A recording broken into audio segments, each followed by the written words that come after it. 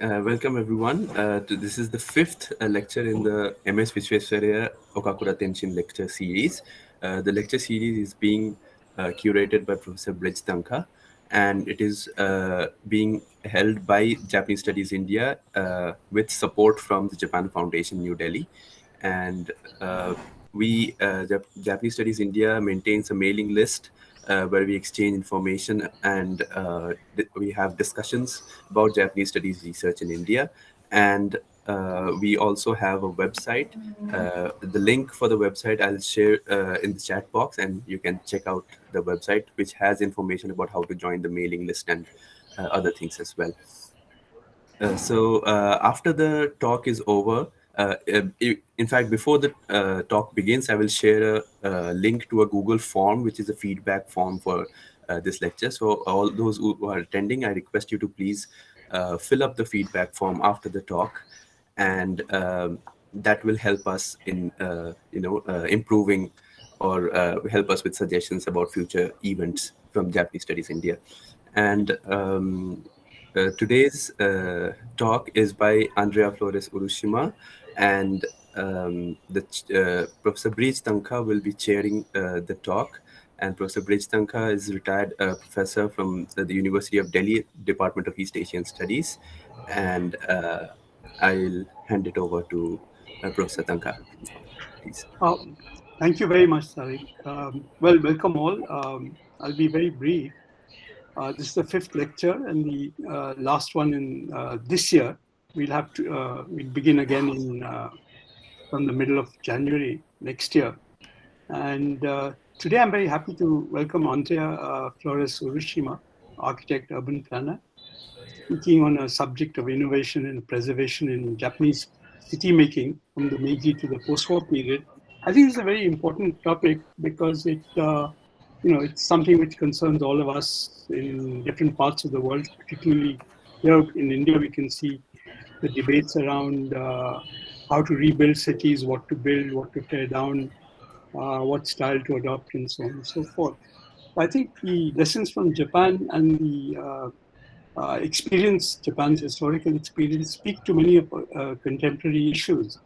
And Japan, if I may say so, is a very interesting society as far as urbanization goes. It's one of the few societies where actually urbanization takes place before industrialization. In the 16th century, because of legal requirements, the shifting of the ruling samurai class to castle towns, Japan urbanized at a very rapid rate. And unlike Europe, which had one great city per nation, Paris or London, Japan had, of course, Edo becomes one of the biggest cities in the world, rivaling Beijing. But also there were many other cities with significant populations. Osaka had 500,000. There were castle towns with 50,000 plus. So it was a very urban society, and there's a whole range of things which happened: culture, education, and so on and so forth. This experience, I think, plays out in the Meiji period in different ways. They draw on their past, they draw on the new learning from Europe, ideas to try and rebuild and restructure cities. I think, it's a very complex process which happens, but certainly Paris and Haussmann's renovation of Paris played a very important role. The idea of beautiful boulevards and avenues. But there were others like Seki Hajime, who built Osaka, a very influential urban planner, who argued that yes, wide boulevards are very fine, but how do workers live? And he had a different approach. And so there's this long, complex history to the rebuilding of Japan after the Second World War. There are all sorts of intellectual debates which go around what to build, how to build. Just to give you an example, in the post-war period, the whole metabolism movement, Kenzo Tange and others, had a certain idea of organic growth. And down to today, where with all the earthquakes and disasters, we have Ban Shigeru building cardboard houses. So it's I think a very interesting area that Andrea is going to speak about. She is a lecturer at the Human Environment Design program of Kyoto Sekai University. She became an architect and urban planner after completing her course of architecture in Sao Paulo. And after being awarded a scholarship from the Ministry of Education, she went to Japan, where she received her master's and doctoral degrees. As researcher and assistant professor at Kyoto University, she investigated urbanization and environmental change, especially focusing on the intellectual history of post-war planning in Japan.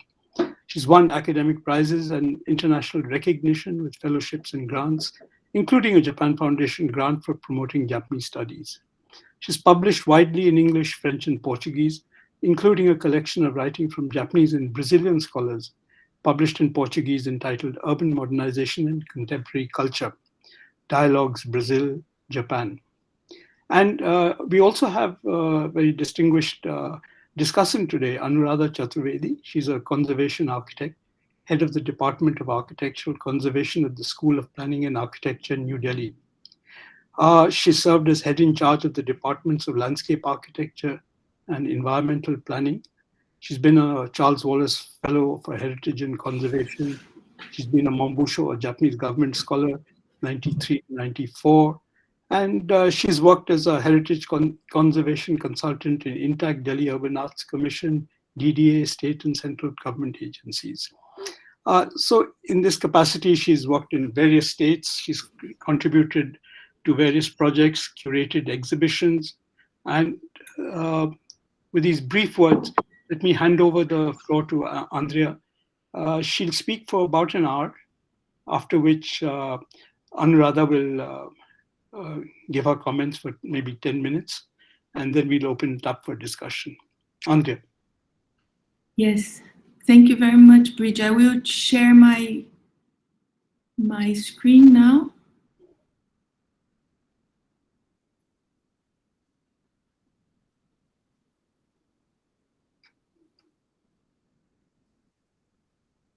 Can you see it? Yes. Yes, it's okay. So, well, Bridget already introduced me. I'm Andrea Urushima from Kyoto Sekai University, and I would like to thank you very much for this opportunity of discussing about Japanese cities here today. So I will discuss about innovation, preservation, Japanese city from Meiji to post-war. And I would like to start by looking at the 100 years of urban modernization occurring in Japan between the Meiji aperture in 1868 until the period of the most intensive urbanization in the history of Japan in the 1960s. And I would like to call your attention to the fact that the 100 years of assimilation of modern concepts in city making resulted during the post-war period in proposals which were updated and attracted international attention. Moreover, it is during post-war period that we will see emerge a subtle interest to the locally developed features of cities and villages. So in order to lead you into this path of reflection, I would like to start with a foreign account of Japanese cities in the 1890s. And I bring you a less known account of a Brazilian diplomat arriving in Japan. His name is Aloysio Azevedo. His notes on his travel to Japan were published posthumously in 1984 and offer a dramatic description of Japan's process of opening after 200 years of isolation. It is worth to note that Azevedo is a prominent literary figure in Brazil. Brazilians must all read his books as part of obligatory educational program, but this book, Japan, is perhaps until nowadays unknown for most people.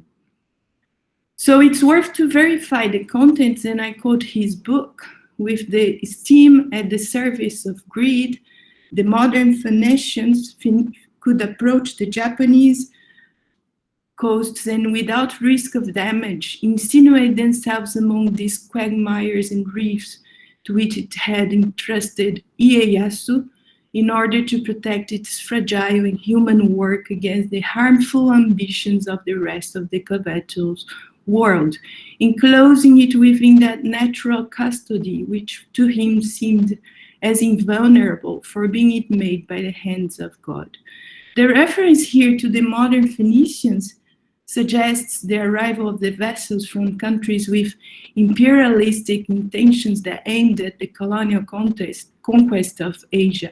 According to Azevedo, Japan at that time appeared as a fragile and human work for which protection the former shogun Tokugawa Ieyasu counted only with the difficulties imposed by natural geography of the country.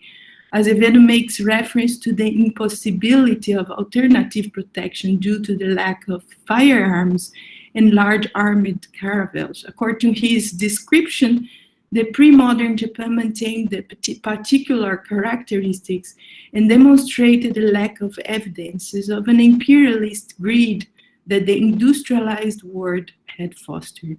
I would like to quote more, but we don't have time. So what's important here is Azevedo's discourse resonates the ideas from his time and reproduce the logic of a national historiographic discourse in Japan that supports an imperialist ideological system associating nation to tradition. At the same time, his text tends to move away from an Eurocentric interpretation of history. Azevedo thinks over the central problem about national identity, which is apparent in both cases of Brazil and Japan, and I would mention here eventually also of India, related to the need to avoid imitation and to assert the specificities of their own people. The difference between the two cases would then be centralized on topic of Brazil's amalgamation of races, whereas for Japan, the characteristics mostly emphasized were that of a racial unity and the maintenance of an ancestral tradition. Azevedo denies the validity of an Occidental universality and commits himself to an Orientalist view that values the exotic, diverse, and remote. His discourse tends to romanticize the exotic in a way similar to that done by Western intellectuals, even though his discourse tends to approximate the experiences of Japan and Brazil in terms of difficulties that both countries had in defining a national identity. This text manifests a critical opinion about the influence on remote territories of the technical and industrial modernization understood at that time as a Western influence, against which the exotic considerations of Azevedo included Japan among the countries saved from that influence and still part of the best lot of the modern world. Specifically about Japanese cities, and especially the old capital cities, these are described in Azevedo's writings as magnificent and powerful, even if these were built with wood, paper, and bamboo. Especially in the description of Edo City, currently Tokyo, Azevedo praised the technical abilities of builders, for example, as demonstrated in the construction of ingenious canals that define much of the city's physical structure up until nowadays. Several of these urban features were established during the 16th century, or about 300 years before Azevedo first arrived in Edo. It's worth to mention that Japan was a highly urbanized pre-modern society, and Edo counted with 1,300,000 inhabitants in a moment when cities like London, Paris, or Berlin did not reach the 1 million record. So we see here, as Professor Tanka commented, London 1801 had 864,000 inhabitants, while Paris less than 547,000, and Berlin merely 177,000 people. But all these cities will later become reference for a so-called modern way of living. Anyway, Edo was, of course, the largest city of an entire urban system distributed around the country, and which formed the basis that will support the fast and intensive modernization of the country during the 19th century. Other Asiatic cities like the Chinese capital, Chang'an, of the Tang Dynasty also reached 1 million inhabitants about 1,000 years before Edo. Nevertheless, for some authors, Edo undergone a social and a revolutionary dynamic process that make it differ from its Asiatic predecessors. Edo displayed features that characterized feudal cities in Asia and in Europe. So Edo concurrently stood for the city of the shogunate, or the administrative city, and the city of commerce. The alternate attendance, or daimyo's alternate year residence in Edo, a system that obliged the feudal lords and their families to maintain a secondary residence in the capital, was the ruling mechanism that supported the establishment of this specific characteristic of the city. So during the Meiji aperture, with the dissolution of the alternate attendance in 1862, the population in the capital city dropped down to about 500,000 people, in the same moment that the city of London reached a 3 million population. And this description confirms that Japan was well urbanized when the so-called Western city-making architecture models and ideas first arrived. So during the entire pre-modern period, guild-organized carpenters were the main responsible figures for the conception and construction of building cities. Moreover, decisions about the physical urban structure were mainly guided by the interests of those related to the feudal administration, and directly resulting from a hierarchical division of feudal social classes, as you can see in this diagram, which explains the spatial hierarchical location of social class in the city, with the shogun at the center. The great majority of Japanese cities have historically developed off the establishment of feudal castles, usually located in elevated areas surrounded by alluvial lands. The feudal lords defined the location of castles and oriented the subsequent physical development of the urban core. So these several mechanisms of social and political control also dictated the spatial order in cities and outside cities, structuring a complex and well-articulated urban system. So feudal lords maintained a great influence on the decision process related to the location of religious facilities such as temples and Shinto shrines, besides the urban centers that emerged from the installation of feudal castles. Two other major types of historical urban development were the post-station towns and port cities, and the introduction of Western techniques of control and production of spaces resulted in breaking apart with a well-established traditional system of space production in Japan. This traditional system was able to support the establishment of cities, towns, which were maintained based on their interconnectivity, which allowed the regular distribution of human and non-human resources from all over the territory. So the process of introducing modern ideas and techniques of spatial production began mainly with the intervention of European North American specialists in Tokyo, followed by the action of bureaucrats who accumulated information from foreign countries, and with the founding of departments of engineering and architecture in Japanese universities. There was a time lag before the first architects and planners trained in a modern educational system in Japan began to intervene in existing cities. Until the modern period began, the access to culture in general was an exclusive right of upper classes, while samurais or military maintained an intermediary role of transmitting high culture of mobility to common people.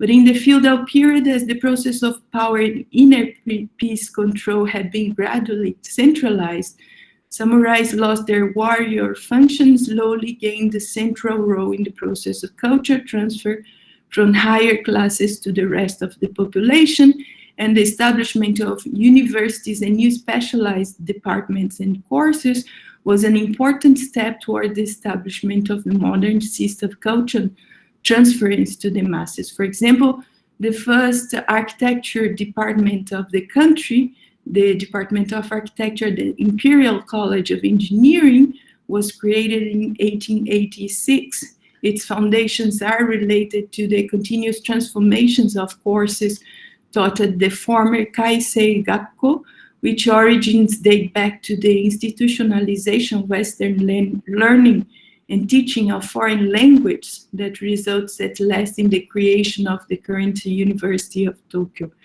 The first course of urban planning in Japan was created in 1923 at the Faculty of Civil Engineering of Kyoto University. The course included 3 main subjects: urban planning, infrastructure, construction methods for the construction of civil engineering works. So still throughout the modern period, the modernization of existing cities was partially implemented. Among the first initiatives worth to mention the plans proposed by foreign specialists to modernize the districts of Ginza and Hibiya in Tokyo in 1871, and urban improvements during the early 20th century, including the Tokyo City Improvement Ordinance since 1884, or the Osaka Plan for extension of public roads proposed since 1871, but only partially implemented from 1903 with the construction of the first section of the municipal tram from Hanazonobashi, or the 1872 urban improvement plans for Kyoto that began to be implemented in 1907 during the execution of the 3 major projects of Kyoto. So in parallel to urban improvements, occurred the enactment of first group of laws on urban planning since 1919, the rebuilding of Tokyo after the Great Earthquake in 1923, and the reconstruction after war since 1945. So during this 100 years process, the urban renovation proposals developed in Japan were often updated to innovations in city making taking place in major foreign urban centers.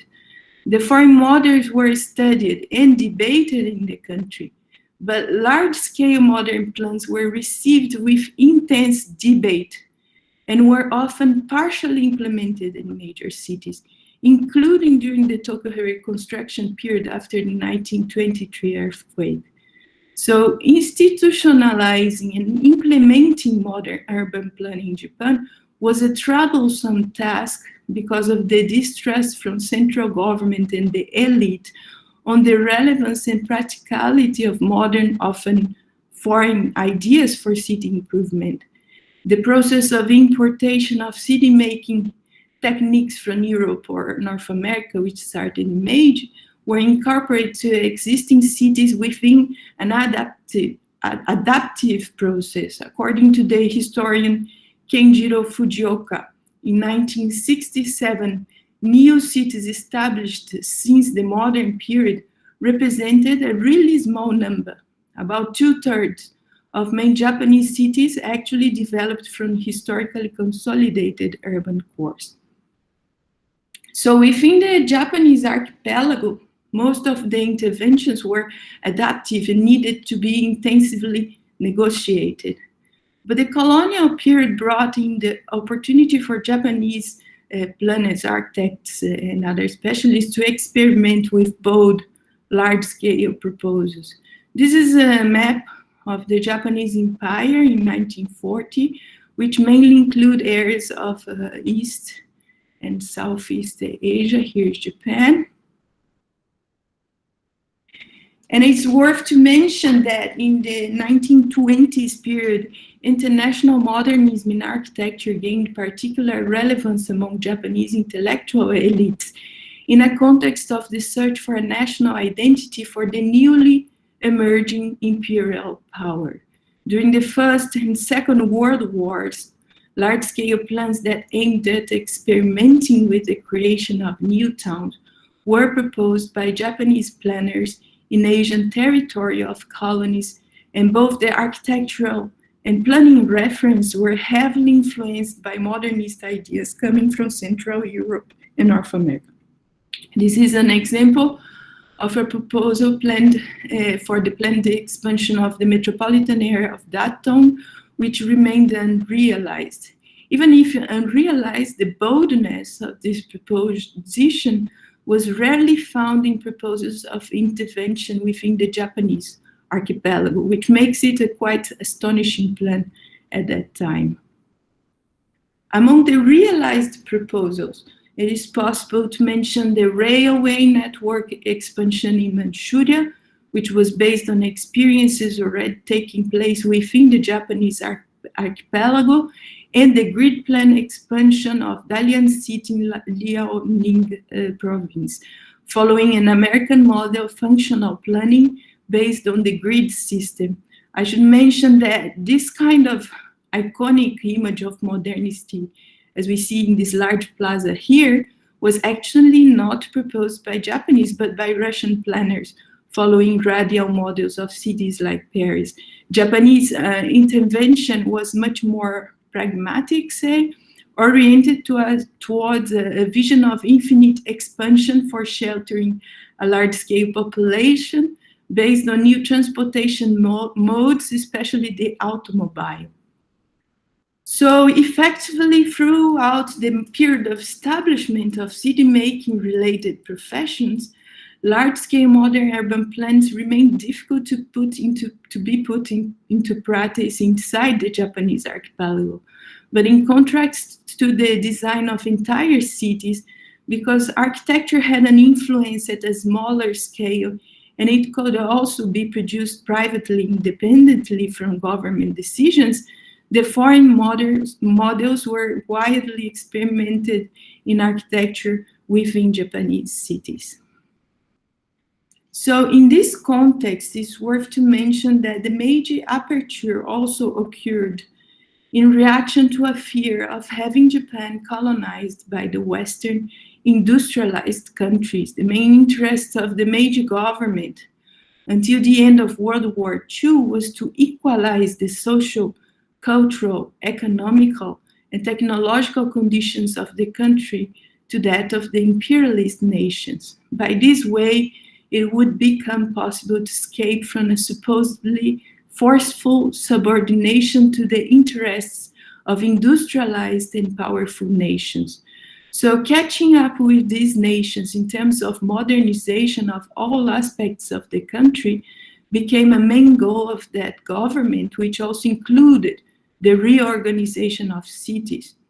Japan went through a westernized process of modernization in order to avoid being colonized.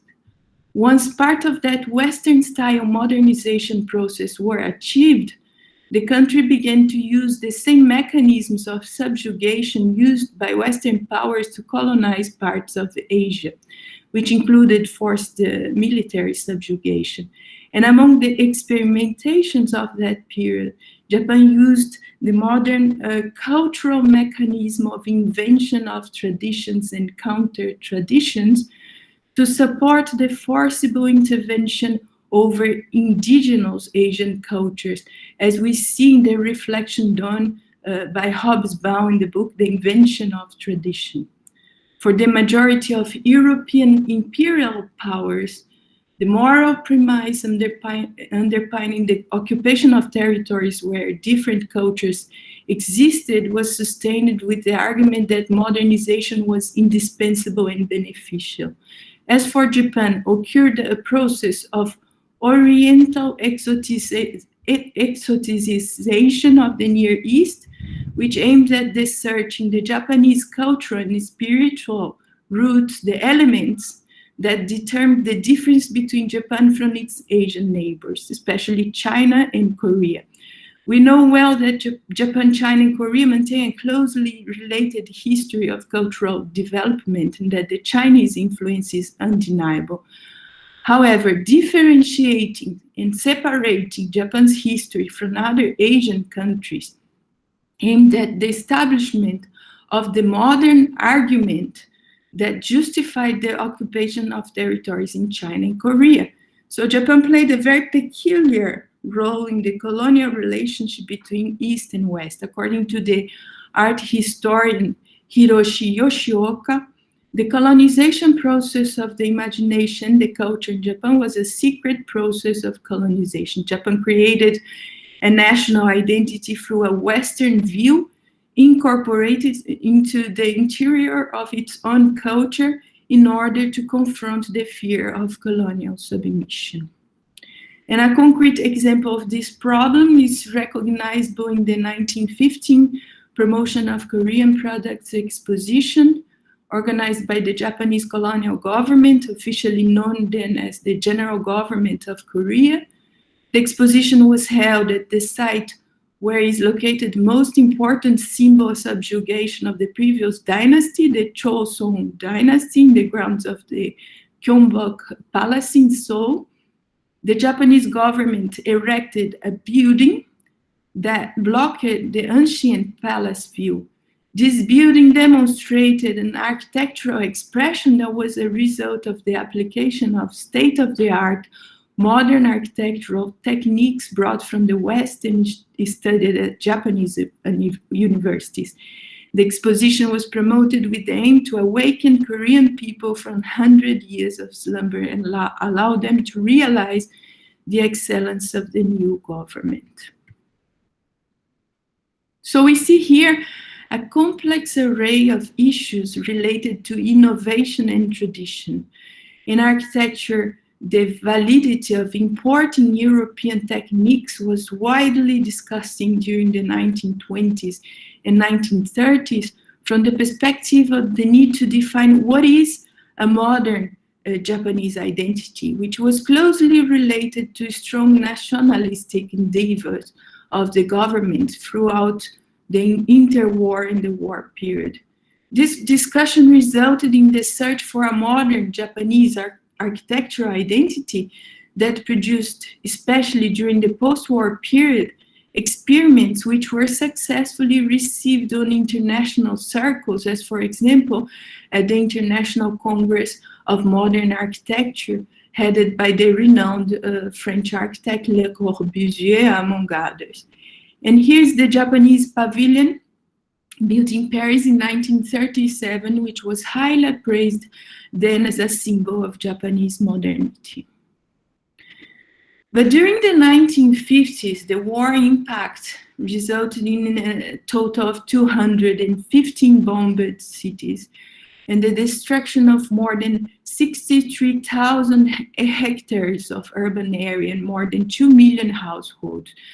This led to a massive reconstruction during the immediate post-war, and we see here the barracks and destruction in Hiroshima, in Ginza, in central Tokyo area, Niigata, and Kobe. But the reconstruction was really fast. Ginza was completely rebuilt in 1952, 7 years after the end of the war, and it's worth to remember that this is a period of scarcity of all types of resources, including labor. So it's really remarkable how they recovered really fast. And people went back to streets. This is Asakusa, an entertainment district, which in 1952 was completely packed. This is a cinema hall showing the film of Tarzan. And I was curious to know which kind of film the Japanese were watching during this really tough period of reconstruction.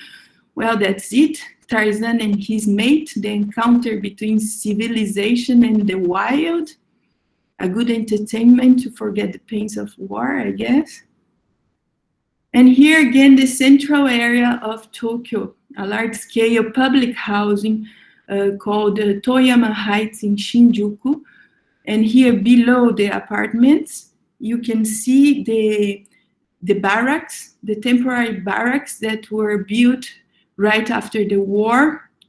And we see also a lady in her modern kitchen, and it's written here, "My house is small but delightful." It was a period fueled by heads-up, enthusiastic optimism, and the future could offer nothing worse than the past war. In this context, architectural modernism was fully embraced, and it became the moment of establishment of what we can call a full-fledged Japanese architectural modernism. Unlike architecture, in terms of city making, the reconstruction of cities after bombing followed several established standards and references of the city, pre-war city making, and the implementation of modernist large-scale plans were not immediately fully executed. Still, the accumulated experience during the interwar period was useful to launch the basis for later emergence of a powerful urban design. So during the 1960s, the rapid urbanization of the economic growth period resulted in the renewal of city-making mechanisms when began the construction of entire new towns and large-scale districts. In parallel, occurred the appearance of private developers as main agents of urban change and urban development, and the strategic promotion of mega events like the Olympics in Tokyo in 1964 and the Osaka International Exhibition in 1970. So for the establishment of urban design Japan, were important the adaptation of modern city-making models, ideas to existing Japanese cities, the colonial experience of ruling new territories, and the development of a Japanese architectural modernism in accordance with the international trends. To a large extent, the spread during the 1960s of the Japanese urban design on a global scale was the result of an international recognition of the quality of the Japanese architectural modernism added to the experience of planning colonial territories. In this context, the experience of modern invention of traditions used in the process of cultural distinction between Japan and Asia was instrumental for exporting ideas during the 1960s. The technical abilities of some Japanese architects for creating modern urban designs that also contained features of a regional identity offered an alternative to alleviate the anxiety of young nations willing to express their modern, newly created national identities. Kenzo Tange was the first Japanese architect to propose urban large-scale plans implemented outside Japan, starting with the plan for city center reconstruction of Skopje in Macedonia, destroyed by an earthquake in 1963. Tange's group won an international competition against 8 other projects proposed by groups from Holland, USA, and Italy, among others. This pioneering Japanese participation in an international urban design competition allowed Japanese architects to intervene in various regions elsewhere, including Saudi Arabia, Africa, Europe, and America, having as a historical background the context of democratic expansion and globalization. So it's worth to mention that the international spread of Japanese up-to-date urban design coincided with the celebration of 100 years of the country's opening to modernization. Throughout those 100 years, the Western techniques of architecture and city making were widely discussed and adapted to local conditions in a process of hybridization that produced forms and ideas worth to be exported within a process of cultural renewal. So I would like to, in this context, highlight a comment made in 1966 by the historians of architecture and urban planning, Teijiro Muramatsu and Hiroki Onobayashi, about the importance of the 100 years of the Meiji aperture for Japanese cities and architecture.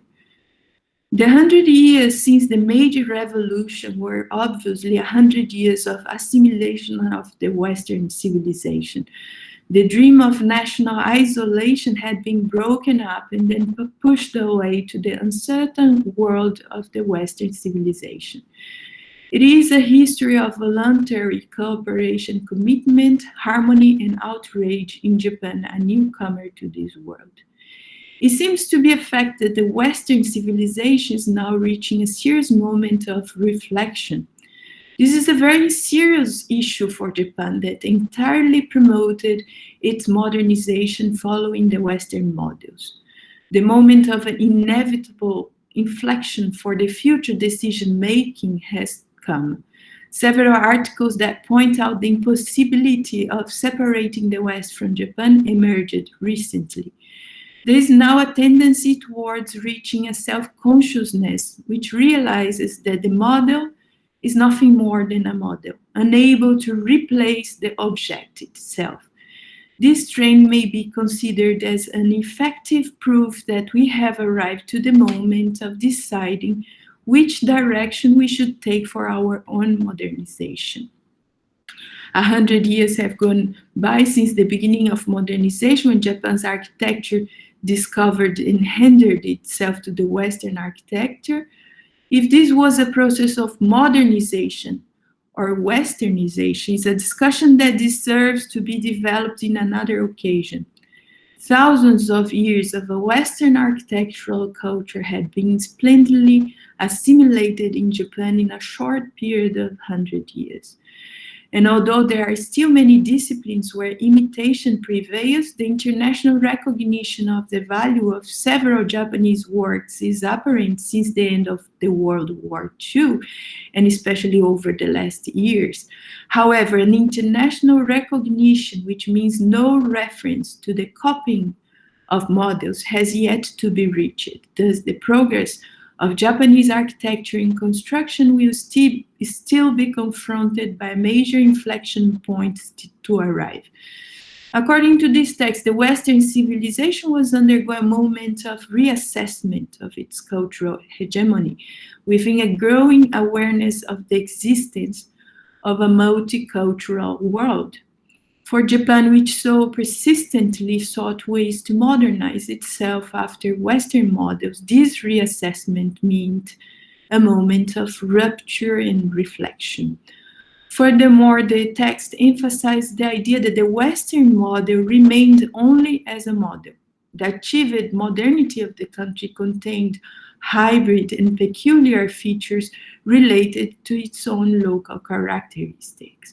In that text, the 100 years passed since Meiji in architecture and urbanism coincided with the emergence of an awareness of the need to produce original and individual solutions in order to draw the attention at a global scale. So we can see here the anxieties existing within city-making related circles in terms of responding to issues of innovation and tradition, and heavily oriented towards responding to national and international interests. But the post-war period represents a moment of reassessment of the value of regionally and locally developed models. This trend emerged in Japan during the most important period of urbanization in the history of the country. The 1960s represent the moment of urban transition when the great part of the population began to live in cities, and a massive rural-urban migration required large-scale mobilization of specialists in all aspects related to city-making. We see here the urban transition moment, which started in 1955 and gained incredible intensity and velocity during the entire 1960s period. Here also the growth during the 1960s in a trend never witnessed before. Here the red lines are economic active population in urban areas, and here outside urban areas. So city-making specialists and architects had now to deal with an unprecedented populational growth never imagined before. If we look at the large-scale experiments in pre-war urban design and architecture, we can consider those as kind of exceptional developments, especially being implemented in large Japanese cities, and the experimental attempts in colonies. But when we reached the 1960s, this accumulated experience had to be put in practice to respond to massive urbanization all over the country. So intimately linked with urban expansion was a period of economic growth, industrialization, the concentration of population in the Pacific coast, which brought in huge environmental problems.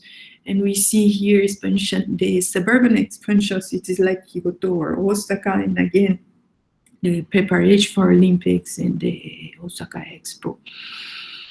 So this sprawl-like type of suburban expansion led to several problems in cities and outside cities, including crowded business districts, desolated new suburban neighborhoods, traffic and congestion and pollution, among others. This is view of Tokyo. We cannot see anything because of pollution. The trains completely packed, congestion, suburban desolation. So in order to debate and find solutions to these complex problems, including the problem of rural depopulation, specialists from all areas started intensively discussing about urbanization, the problems in cities. And among the several debates and propositions of the period, one remarkable example was a competition of ideas for the future of cities and regions in Japan for the 21st century. This debate mobilized a huge number of specialists and intellectuals from varied backgrounds during 5 years in a project funded by the national government. I will not explain all the details of this large project, but I published an article if you have interest, because we don't have time. But to summarize the main content, what we see in this relevant debate, which gathered economists, planners, architects, agriculture and social sciences specialists from all over the country, was a deep reflection about how to balance modernization with the preservation of existing lifestyles. Because the intense and unforeseen urbanization of the period led to a violent disruption of existing ways of living, and there were doubts on whether this process should be controlled or if it was an inevitable outcome of change. But the most accepted idea in this debate was that modernization implied in better well-being in terms of access to education, medical services, and for making everyday life more convenient and comfortable. Thus, traditional lifestyles could be preserved as far as the benefits of a modern way of living could reach all people, including in remote rural areas. This argument heavily supports the phenomenal large-scale projects that will be implemented in the period, especially infrastructural ones. And among the topics discussed, it's worth to mention a first emerging recognition of traditional landscapes as important cultural and natural repositories. In that period of emergence of a leisure mass society, these traditional ways of living were expected to become valuable as resources for non-utilitarian purposes such as tourism or leisure.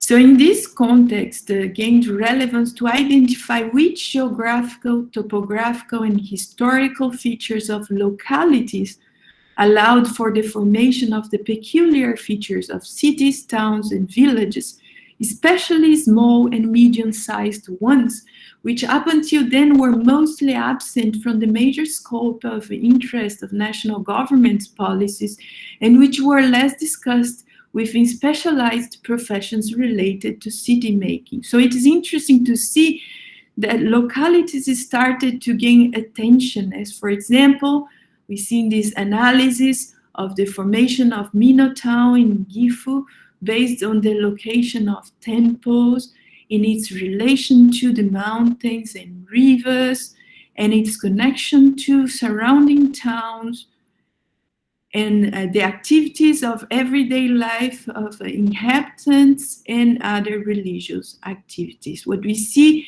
emerging during this period, which is aligned with the debate engendered in specialized seat-making circles that I showed in the first part of this talk, is a critical questioning of the meaning of modernization and of which models, references, and values were valid to orient the creation of a modern way of living under the economic growth period.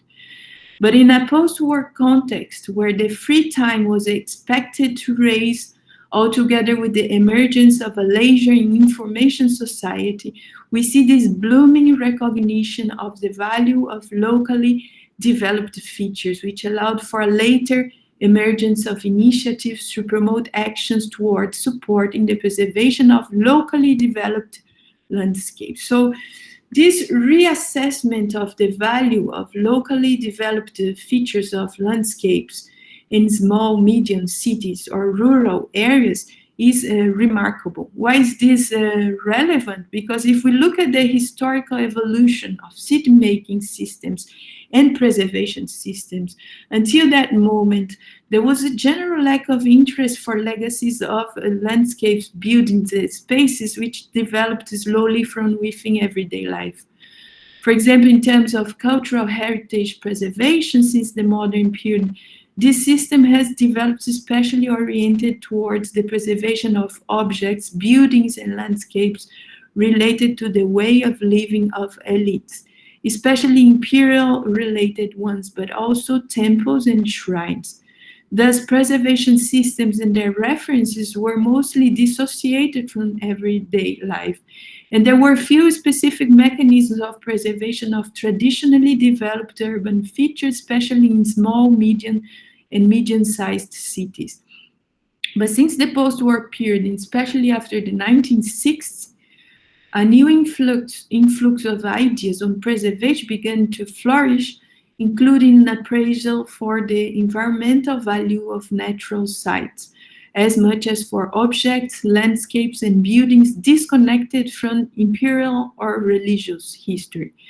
And this emerges in parallel to an important transition in city making when the opinion of common people gains relevance in a transition from a centrally oriented early 20s urban planning system into a new so-called Machizukuri system.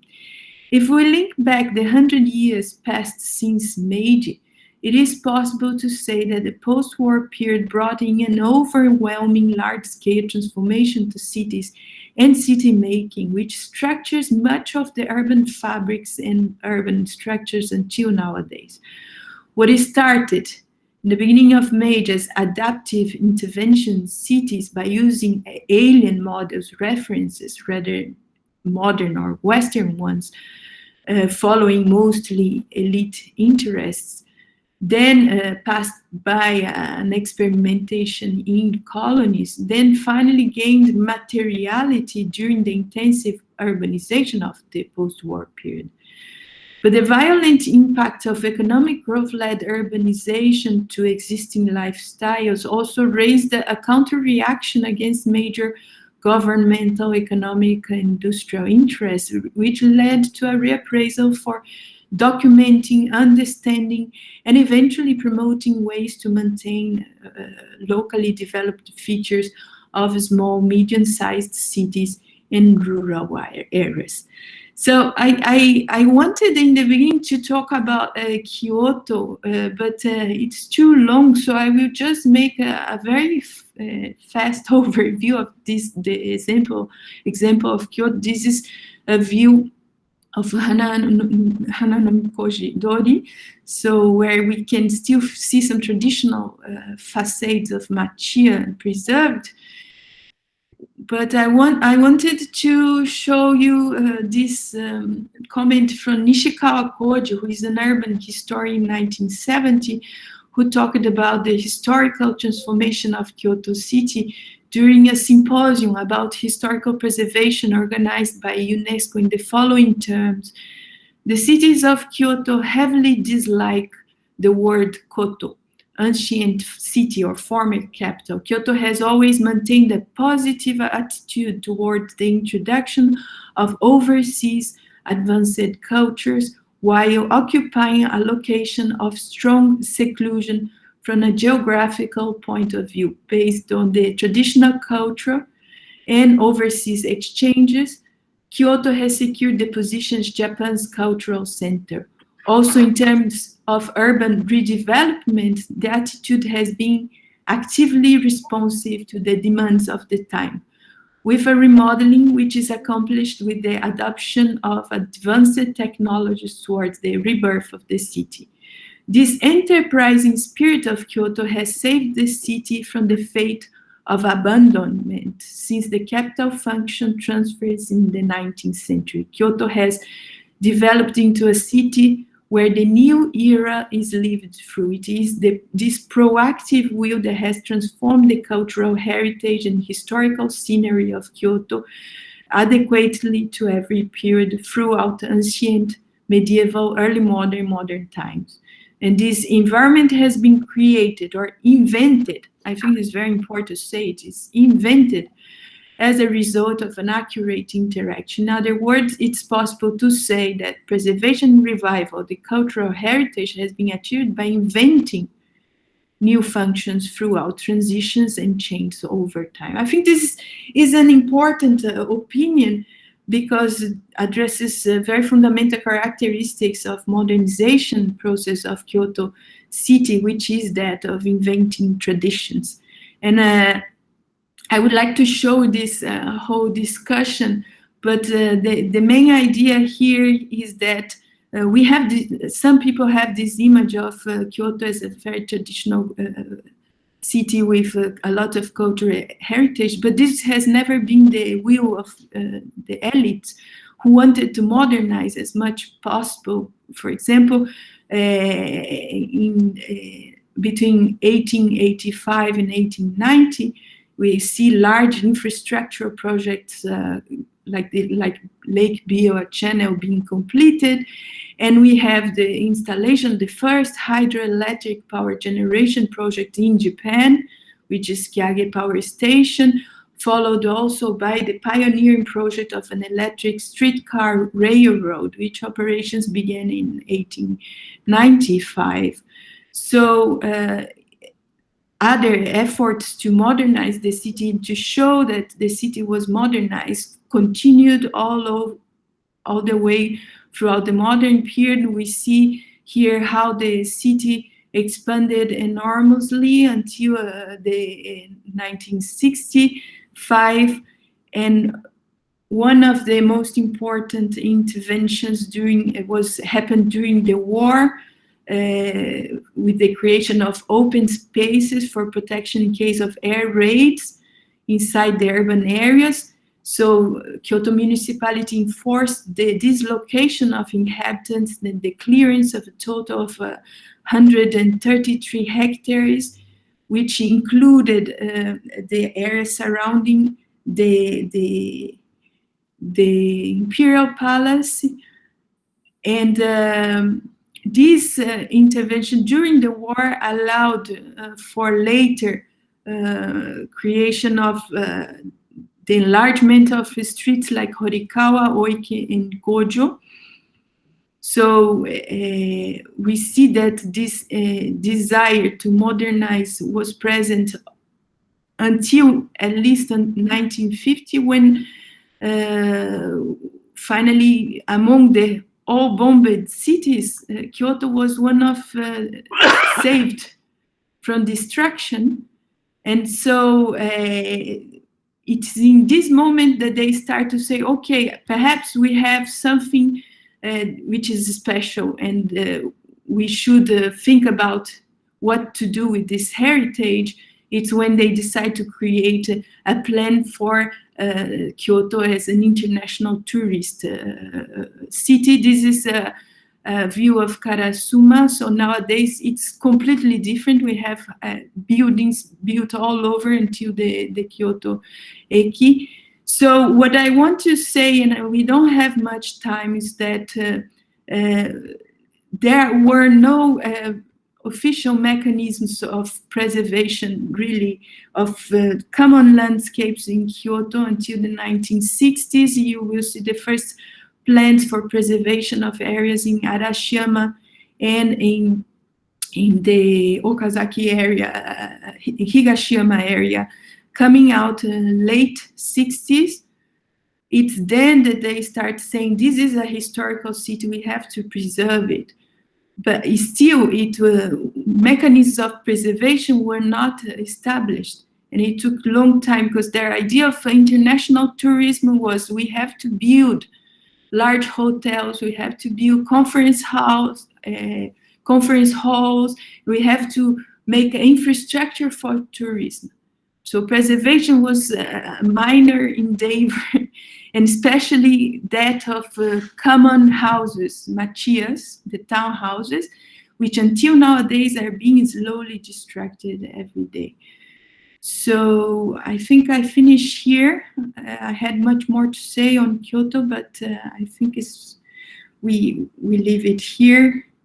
I just wanted to mention that Kyoto municipality wanted to make Kyoto into the Geneva of the Orient, and it was symbolic materialized with the construction of the Kyoto International Conference Center here. At the time of the construction, the area had no human occupation at all.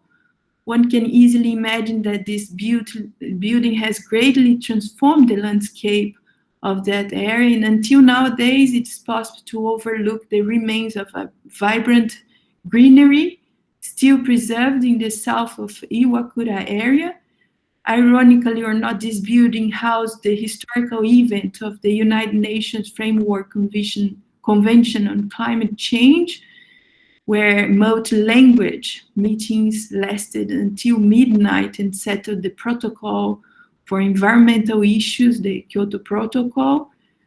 And then one of architects involved in this project, Yamamoto Yoshinori, he talked about the design process, and he remembered that the space was conceived with a careful attention to the indoor handcrafted finishing of the structure, walls, and doors. In this specific room, room A, the finishing included a time-consuming application of textured cement over metal structures, which looks pretty modern, but which process of production was a handcrafted one.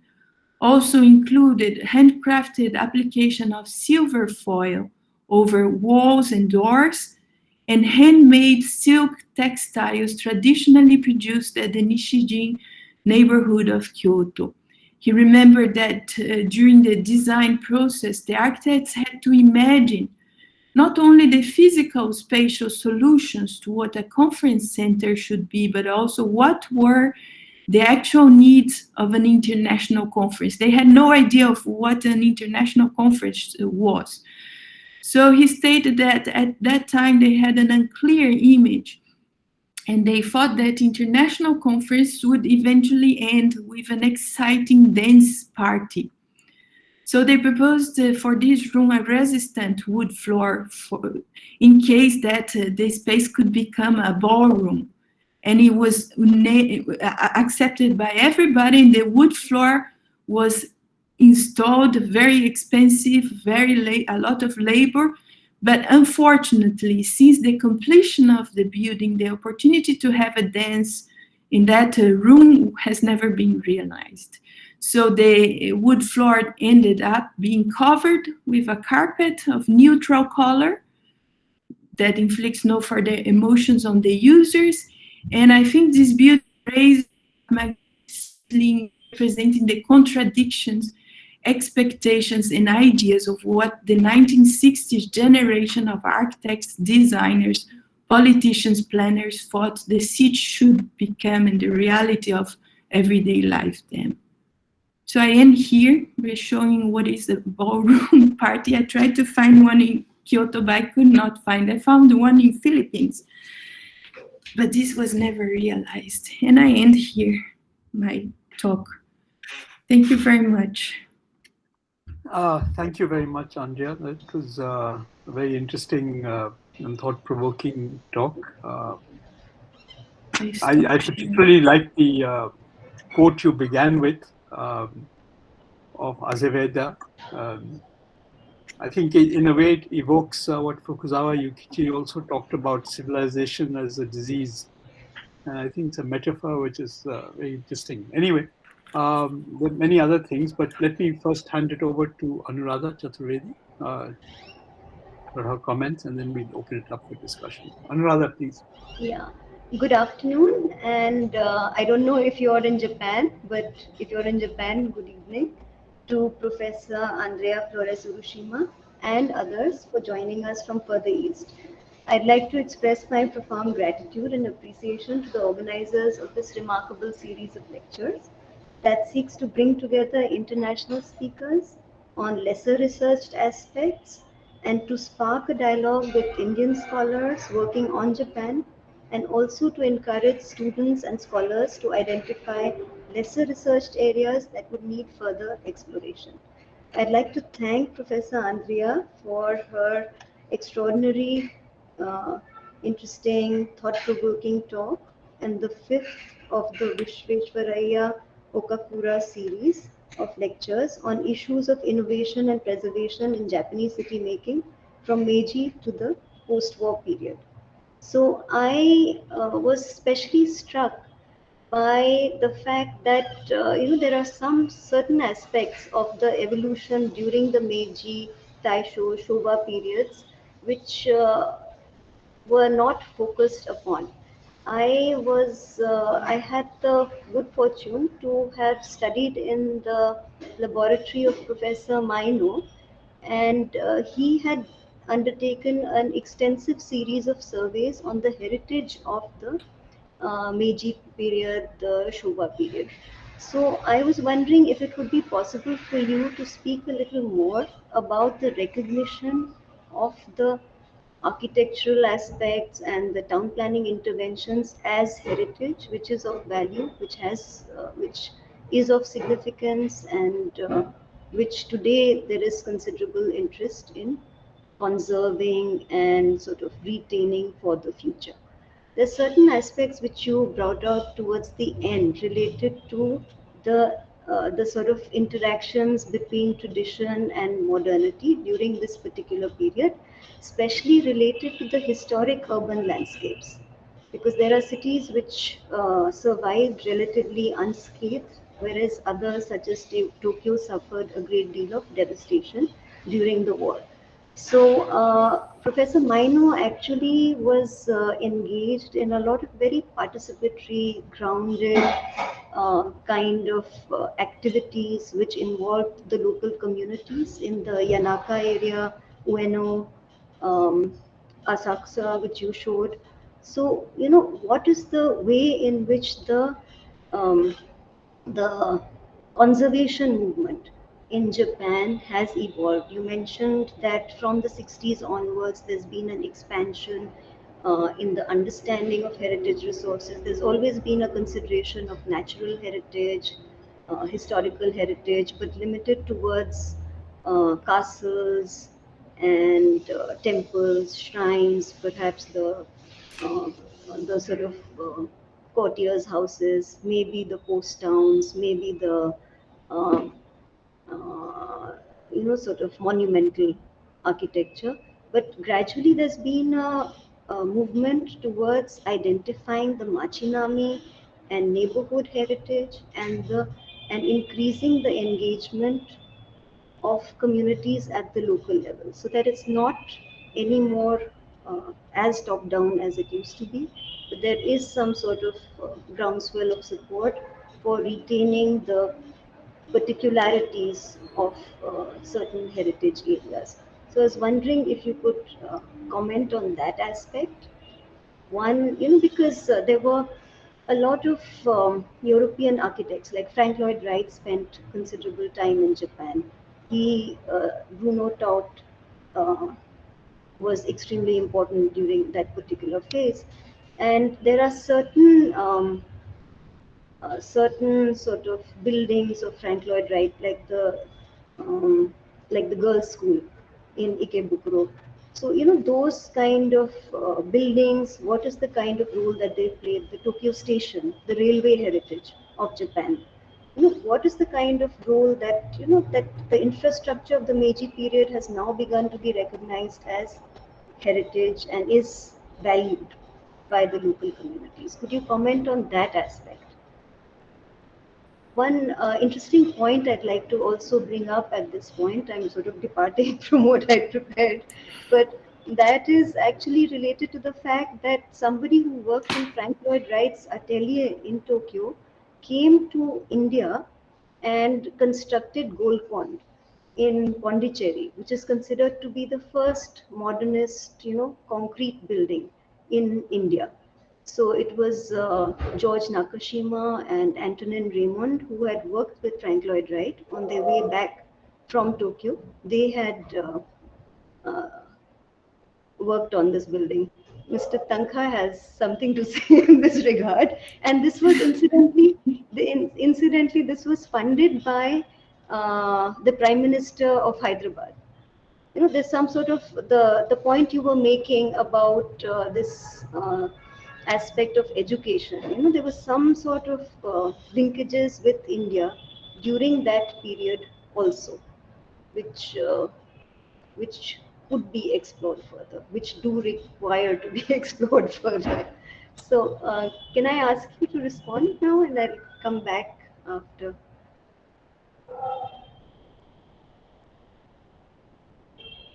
Bridge, you are not audible.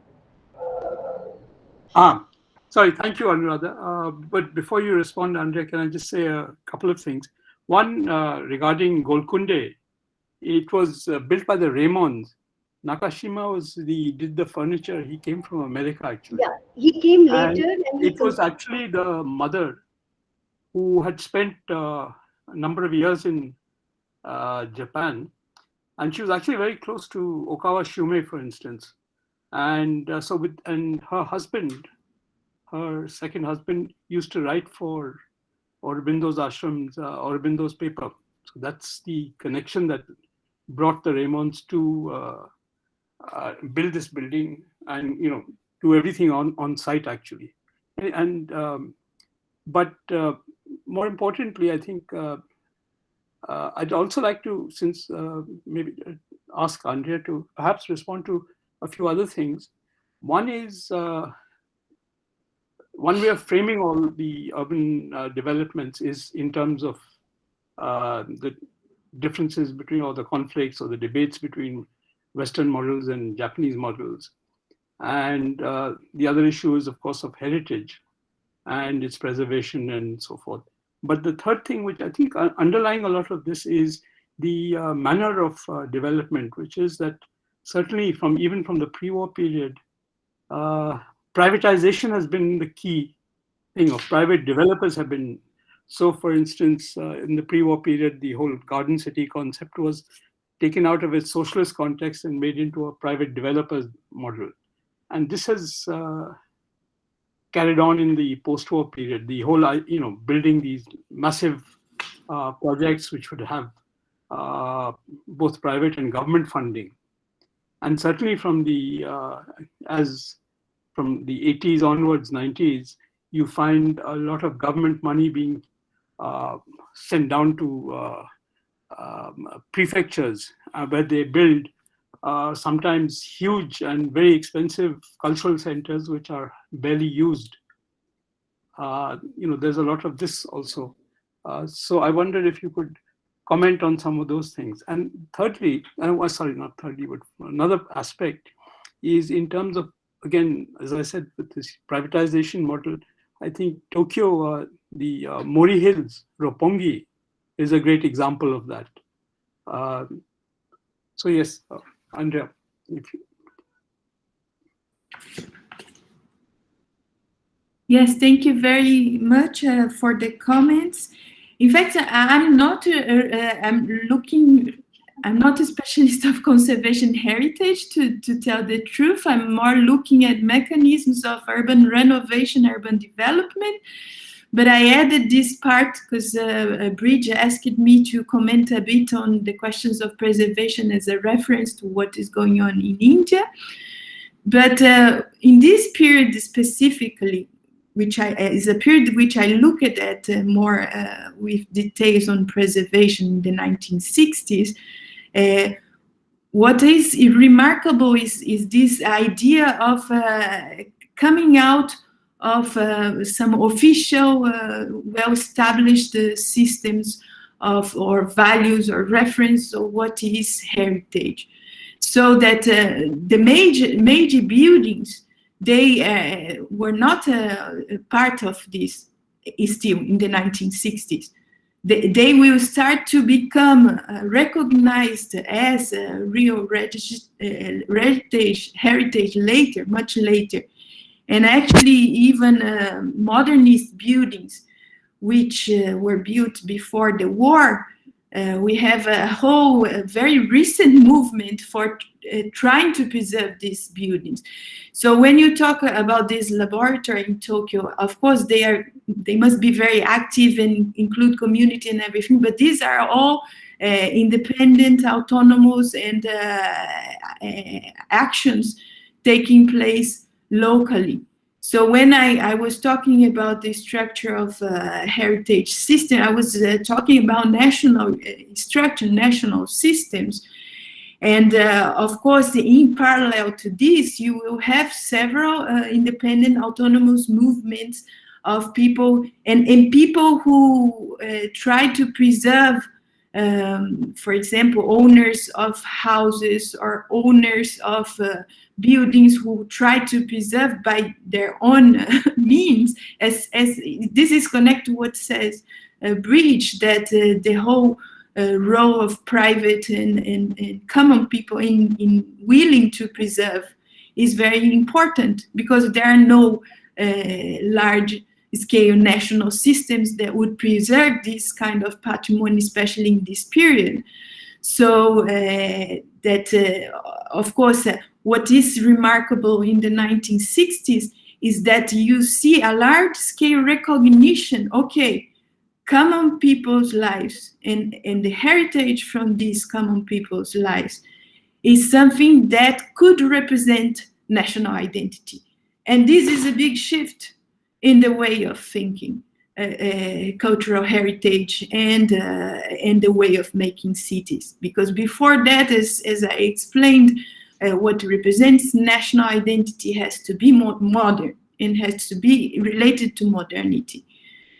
So, of course, in the 1960s, and my research, and especially this debate on the 21st century, was very special, because most of the people tend to think that in the 1960s, it was massive destruction of cities. There was no critical thinking, and it's not true. But, of course, this is the very beginning of a discussion that will gain force much later, much later. So cultural landscapes as law will be implemented very recently, 2011. And so I'm talking about this gap between what is national interest and then local interests. And this comes to what Bridge is talking about, the idea that private actors are very important in city making in Japan. This is absolutely true. But of course, in the 1960s, the government had to intervene because it was massive, it was violent. I mean, cities were growing, and nobody, if you left in the 1950s, if you left cities to be made by private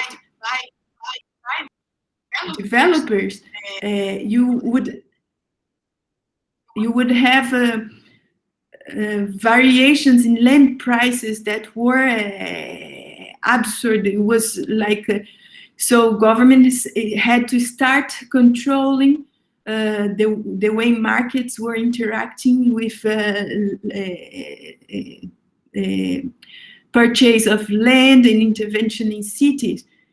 And so this is the moment then when you have this kind of institutionalization of the everyday life into policies somehow.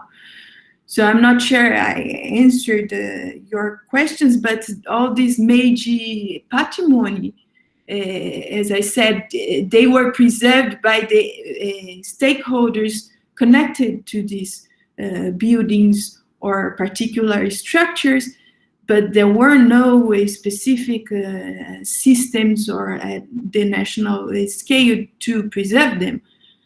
And so it passed a lot by the interests of those at the university or those at the community. And we see until nowadays in Kyoto, for example, we have beautiful Machias townhouses which are still preserved, but these are all made by owners. They have no support even from local. Recently, 5 years ago, start new programs for supporting Machia renovation, but they are really so complicated that people sometimes you prefer not to use the systems, you know. So most of the common landscape machinami that we see in Kyoto, and we don't see a lot because we have 2,000 of machis being destroyed per year.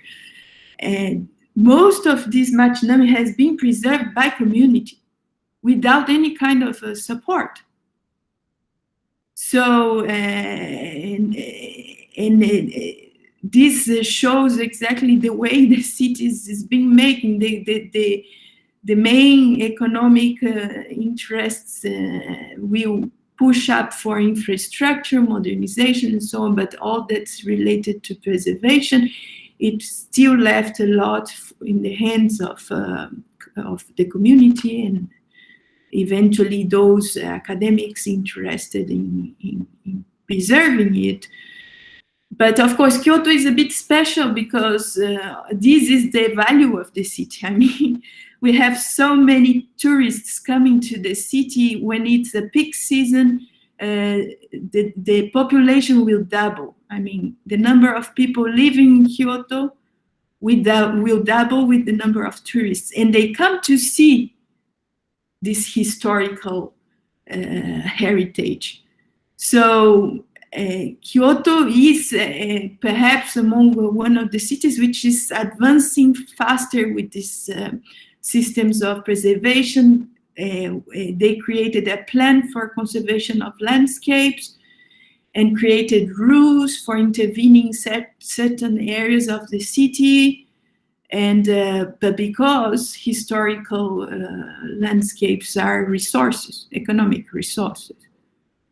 So if you go to other place where the tourists are not going, probably you will not have any kind of support for preservation of historical landscapes. So, but of course, the 60s is the beginning when they start to discuss, and it's the moment when, for example, in Kyoto, several historical areas are registered as UNESCO patrimony and so on. But the Kyoto municipality had never had interest in preservation until 1950s. And as I said, the plan for international tourism of 1950s was not oriented towards preservation. It was oriented towards building new hotels, building new conference halls,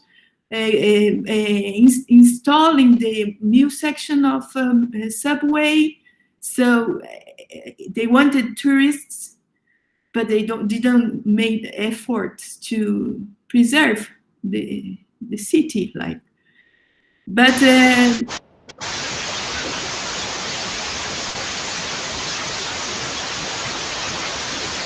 sorry, there's a lot of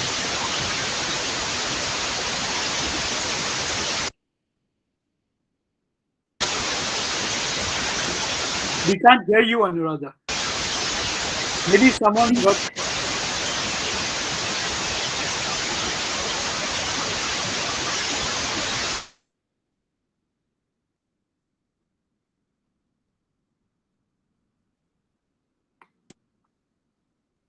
Now, am I audible?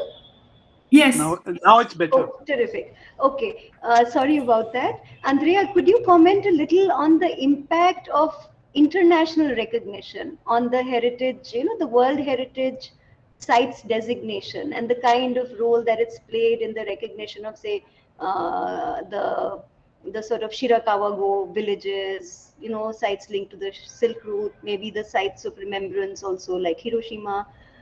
And, in this context, I'd like to mention that Kenzo Tange was actually employed to prepare a master plan for Lumbini, which is the birthplace of the Buddha in Nepal. So, maybe this sort of international and global recognition has had some role to play. And, if so, what is the kind of impact which you've seen since the 90s on the cultural capital of Kyoto? Because all these aspects related to view sheds and these lines of sight, sort of link between the landscape and the urban areas, all of that began to sort of be recognized internationally also. Perhaps the influence of Japan. Also, the discussions on authenticity and integrity, in relation to Japanese heritage. If you could comment a little on that. If I may, in case that before you take up those questions, Andrea, in case there are any other questions from the participants, you could ask. Please feel free to ask or type in your question in the chat.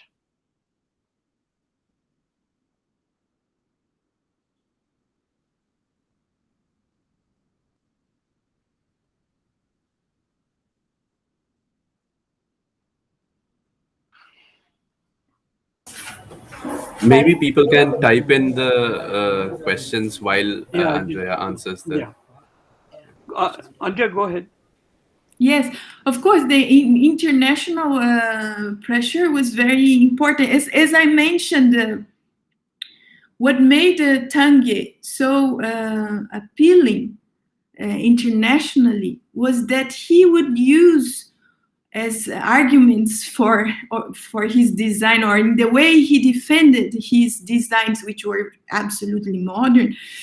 He would always mention tradition and the customs of Japan, and how Japan had this particular culture, which even though was very particular, could be modernized.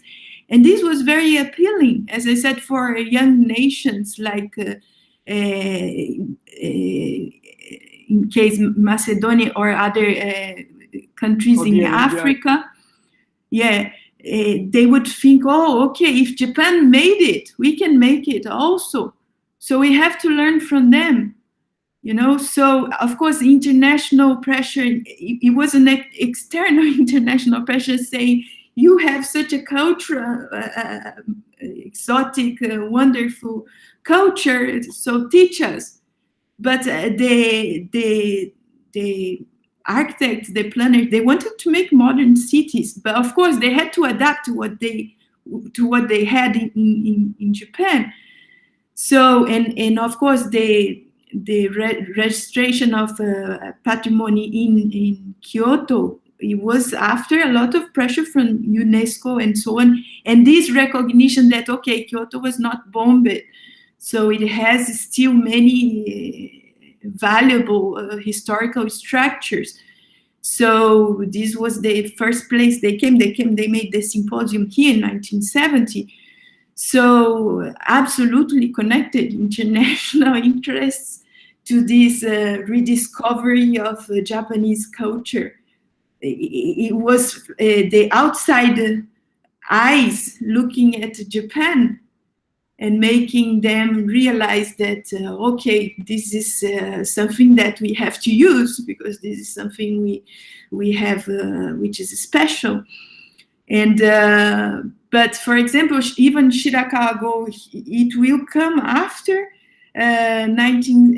the creation of the new preservation laws that recognize this kind of villages in rural areas as heritage or patrimony. So it will come after this idea that, okay, now the repositories of, how can I say, authentic culture, Japanese culture, are in small and medium cities, because the large cities are being destroyed, modernized, and changing in an incredible velocity. And they didn't want to stop. So in the debate, nobody wanted to propose means to control the fast urbanization of cities. So this was a kind of, how can I say, escape.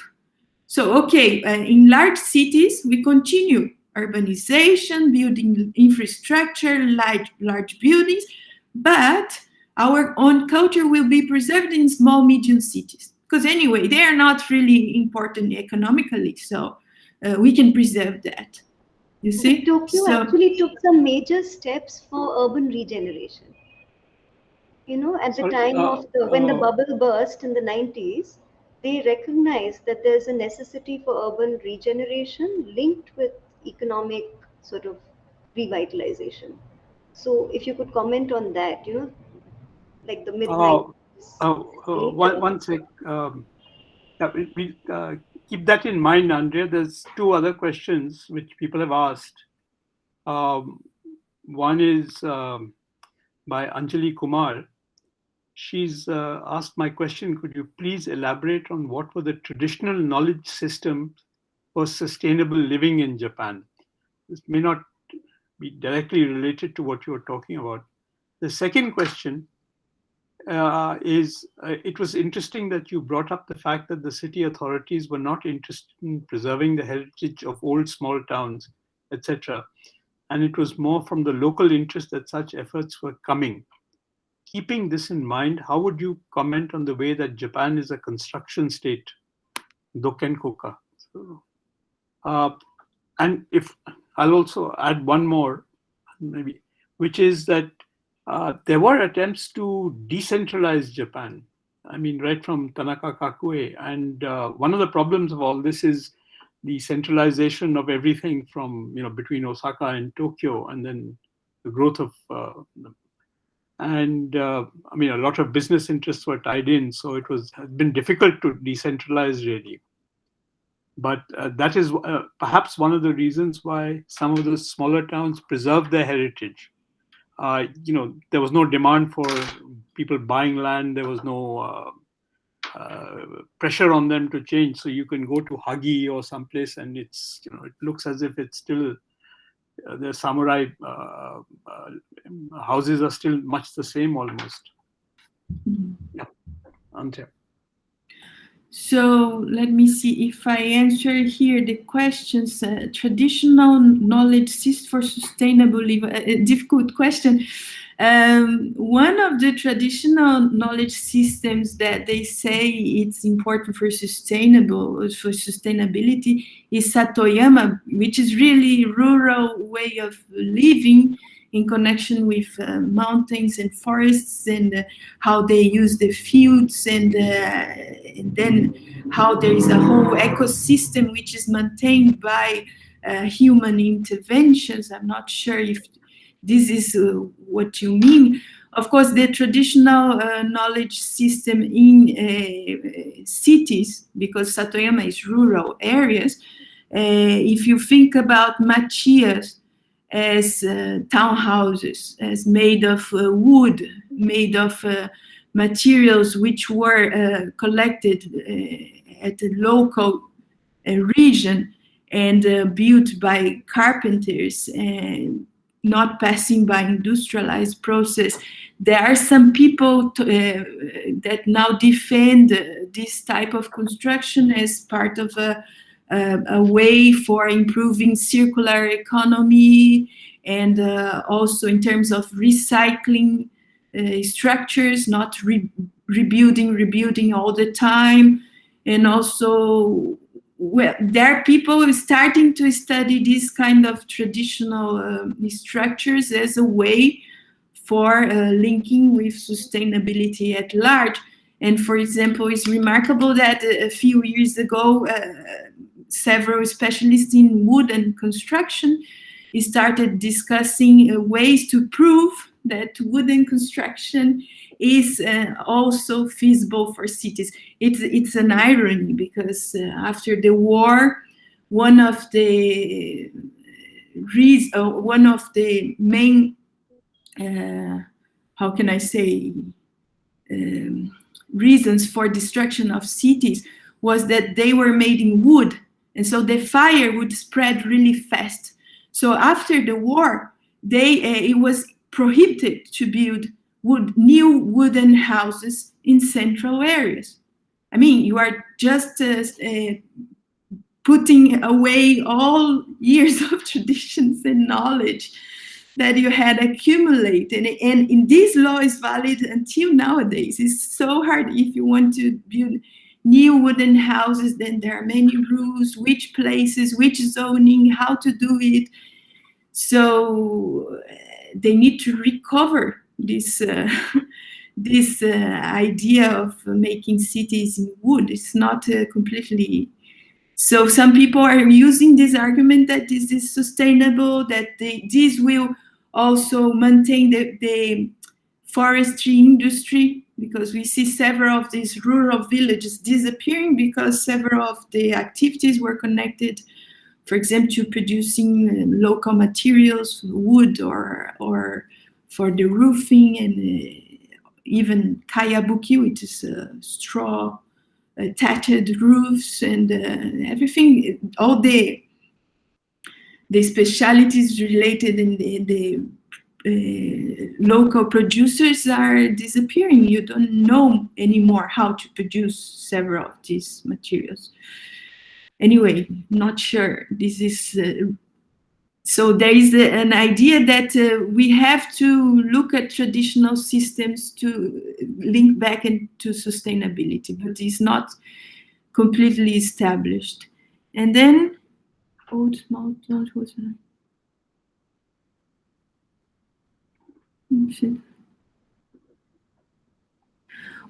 when we talk about small cities authorities, we have to remember that until 1960s, urban planning was all centralized. I mean, it was central government that put their officers to cities, to municipalities, and they decided what to do in terms of planning, and they followed a lot the rules of central authorities. So it's exactly in the 1960s and 1968 revision of the city planning that we will see an empowerment of local and regional authorities to decide on how they wanted to orient the future of their cities and regions. So yes, it was a Dokan Koka, because you had ministries of industry, Ministry of Land and Transport controlling all decisions on what to do with cities, basically. And then it's the 60s that will really start opening the path to giving more autonomy to local and regional government to decide. But preservation was not still their main, how can I say, priority. But of course, once you give more autonomy to localities to decide, they start to look at what they have in terms of long-term built heritage and how they can use it in the best way. And then for Anuradha, authenticity, sorry, what was on authenticity? No, Japan was kind of instrumental in the 90s in bringing up issues of authenticity and integrity. Because a lot of Japanese buildings are continuously renewed. So in terms of material authenticity, there were considerable issues as far as the Western sort of perspective on conservation was concerned.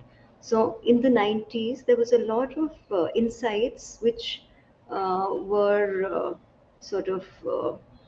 which came out from discussions which took place in the 90s regarding wooden architecture, what constitutes authenticity, authentic heritage. So that in a sense influenced global thinking also. Mm-hmm. So it was very influential. So in that context, if you could make a few comments. Yes. So in this, I think the greatest, how can I say, model or example used to discuss authenticity in Japanese terms is, of course, Ise Jingo, Ise Shrine, with this idea that it is rebuilt every 20 years. But as I said, we have, and in Japan, since Meiji, the system for preservation heritage was started to be elaborated, well elaborated, but it was always oriented towards imperial or religious structures. And again, Ise Shrine is a very important religious structure. But we have to remember, Ise Shrine is not registered as a patrimony or heritage. Even if it's used as a model, and it's, I think, really used as the argument for saying that we have to maintain the, how can I say, the knowledge of building, because the whole question of Ise Shrine is not that you just rebuild for the building, but for maintaining this knowledge of carpenters on how to build. And but this is, it's not even a heritage. I mean, it's been doing because they've been doing for years and they maintained it. And we go back to the question of private owners or community who think that this, our history is valuable and we want to preserve. And this is disconnected from national systems. And of course, at points, they will you link together, how can I say, collaborate together, national agencies for cultural heritage will get together with this kind of locally preserved patrimony to defend certain specific arguments or interests. But as I said, the question of authenticity, I think it's coming a lot from the fact that Japanese architecture is ephemeral. So if made in wood and in paper, and so how to maintain. There was a whole discussion also in terms of gardens, how to preserve gardens, which suffered a lot with the time and climate. And in fact, these gardens, there is no one specific form. You will have in time the gardeners who will be shaping and maintaining these gardens. And of course, they have this tradition of passing the knowledge one generation from another, but still there will be slightly adaptations in the process. So I think the whole discussion of authenticity was coming from this recognition that Japanese architecture is ephemeral, basically. Yeah, So, and the importance of living traditions, the importance of living heritage. Yeah, thank you, Andrea. I just wondered, maybe we still have a little time. Want to get back to your paper, since it's not really about heritage. You quoted the 100 years celebration of the Meiji anniversary, and you quoted Muramatsu Teijiro, that we're at an inflection point and we need to find our own way now.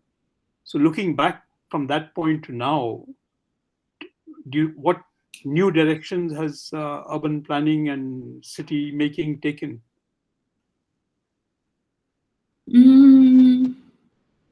I think this whole recognition of existing ways of doing cities and architecture in Japan in the 60s have really influenced the way modern architecture evolved. And I think young architects and young planners also, they are trying to recover some references from these traditional cities or architecture to make new buildings or new cities and so on.